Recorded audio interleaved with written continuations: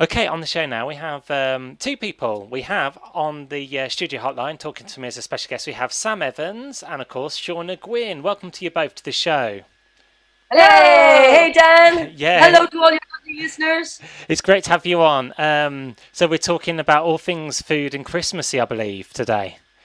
We are, yeah. We're planning a special small scale festive feast this year. Oh, that sounds nice. And this interview we're talking in association with Maple of Canada, I believe. Yeah, that's correct. I mean, it's our secret ingredient for spicing up your Christmas. Ooh. Maple syrup is a very versatile product, and I think a lot of people think that it's just for something that you can put on pancakes or waffles. But actually, we use maple syrup in lots of dishes, and for Christmas, let's talk turkey. Great stuff. Right, I'm on to the questions now. Are we seeing a shift away from the traditional turkey and trimmings? And what are the popular meats alternatively to turkey? Well, we are big fans of cooking outdoors. That is what we specialize in. We specialize in barbecue, so cooking big hunks of meat with wood and charcoal. So this Christmas Day, we are going to be out in our back garden smoking our turkey crown. Sounds fun. Bit of al fresco dining then. Well, I think, if you are having people around for a socially distanced gathering in your garden, you can all gather around the barbecue. It'll be nice and hot.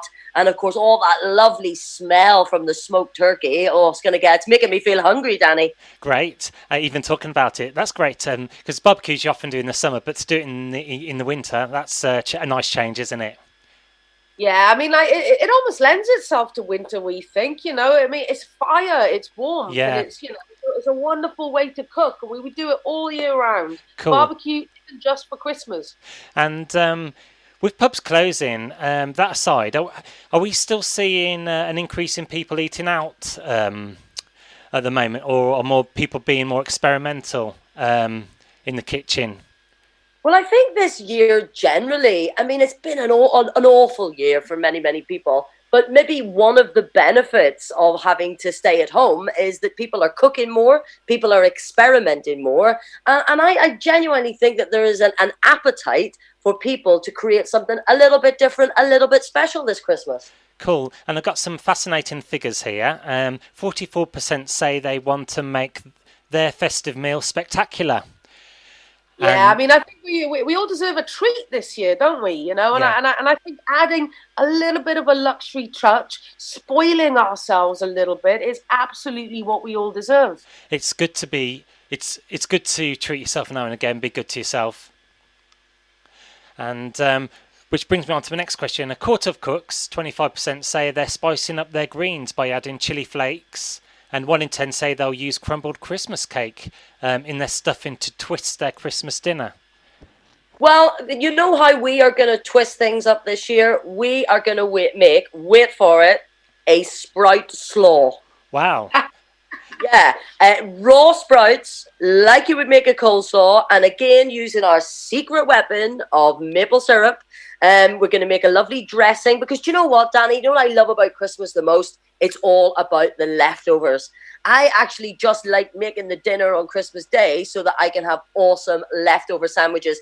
And if you fancy making the ultimate maple-inspired leftover sandwich, you can go to the website maplefromcanada.co.uk and make our awesome festive sandwich. Lovely. And when I see food being kind of thrown away, it's upsetting. So it's good that leftover food is being put to good use. Well, I've got to be honest with you, Danny. I actually plan the sandwich, so I buy especially, so it's not really strictly leftovers in our house. I mean, like you can do so much with what you have at Christmas, and I just think if you can do a little bit of forward planning when you're doing your shop this year, plan out all those delicious meals that you're going to have, and that'll really minimize waste as well. And I just think if you can, buy some extra vegetables. You're going to have food all season. Cool. So food does keep as well, if you store it correctly and what have you. Yeah, absolutely. Basically, we have. I just want to eat for the whole Christmas period, to be honest with you. It starts on the 24th and rolls right the way through to the new year. And coming together around food, it's so comforting at this time of the year. And like I said, given the awful year that many of us have had, but I think also this year, people are not going to be cooking potentially on the scale that they would have done. There aren't going to be those massive family gatherings. So, instead of buying a whole turkey, for example, this Christmas, you might just want to think about buying a crown or half a crown, just a smaller piece of meat, exactly like you say, to make sure that nothing goes to waste. Fair point. And what are some popular sides this Christmas other than your usual pigs in blanket? And can you still serve a Yorkshire pudding on your Christmas dinner? I think it's illegal not to in some parts, isn't it? Yeah, I mean, we certainly will be. I think now's the time to actually experiment. We don't have, as Shauna was saying, those huge, Christmas dinners, loads of people come around, the pressure of that perfect traditional dinner. Let's push the boat out a little bit. And you never know, you might make a new family favourite that you'll be trotting out for your families next year.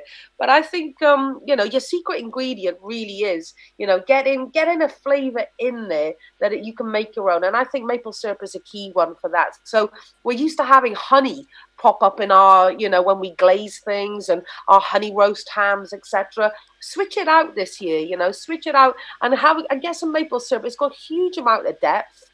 It's got loads of complex flavors, and I think, because it's not overtly sweet like honey is, you can add it into more savory dishes than you think. So now's the time to get all experimental this Christmas. And just on that note of Yorkshire puddings, have you ever had a Yorkshire pudding as a dessert? Ooh, I haven't, Big scoop of ice cream covered in maple syrup. Away you go.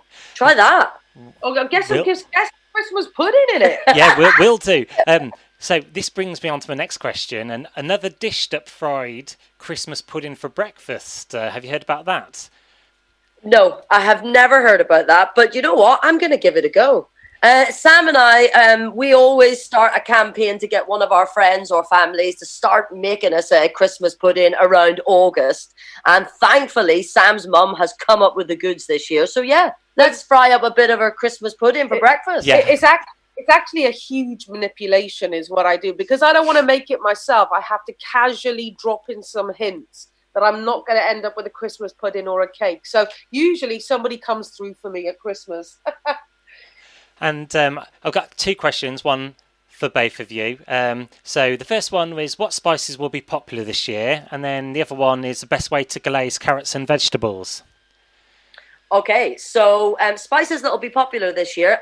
We actually have started using pink peppercorns. They're nice as an alternative to pepper.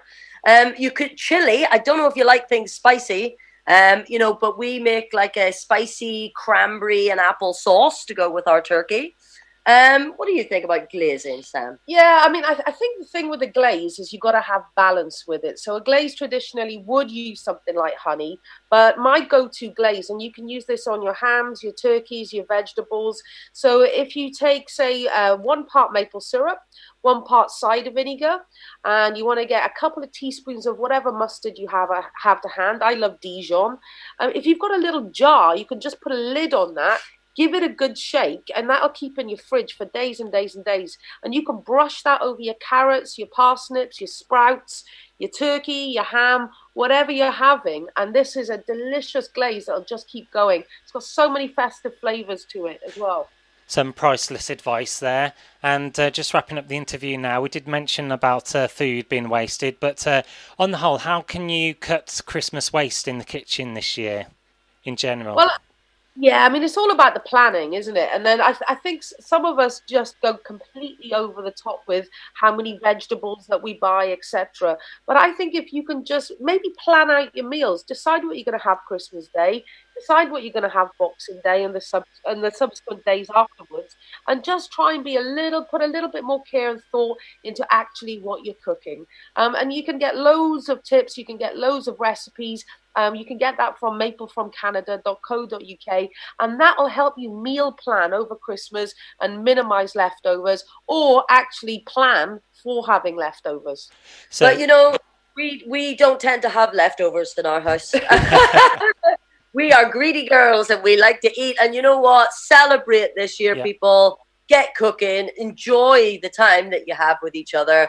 And happy Christmas to all of your listeners. Well, Merry Christmas to you both, and that's wonderful. It's really, really refreshing to see someone enjoy their food these days.